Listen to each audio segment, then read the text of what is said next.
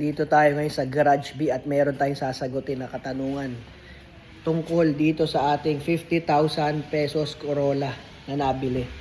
So sabi niya, ano ba sa tingin natin na mas okay? Bumili ng ex-taxi na sasakyan sa halagang 50,000 o bumili ng lumang modelo na ganito na hindi ginawang taxi o yung private? So sa experience ko mga kaibigan, marami na ako naging ex-taxi na sasakyan. Nissan Sentra, Corolla Big Body, Kia Pride CD5, at marami pa.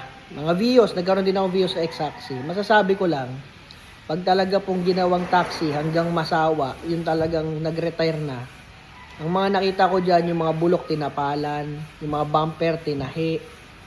So, medyo talagang huwag na kayo mag-expect na makadali kayo ng sariwa na ex-taxi. Na retirado, yung talagang in-enjoy na talaga yung hanggang masira ng todo. At hindi na pinagawa. So, marami na ako naging ex-taxi. Sobrang laki rin ng ginastos. Maigi pa kayo bumili ng old school na ganito, 90s. Basta po private. Kasi, syempre, yan ay hindi pinampasada. Yung internal parts ng engine, under chassis, yung body, suspension, interior. Syempre, iba-iba na yung sumakay doon. So, mag-private na lang kayo na sasakyan.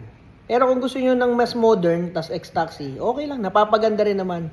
Yun nga lang, kadalasan yung nagiging budget pagkatapos parang bumili na rin ng sariwa.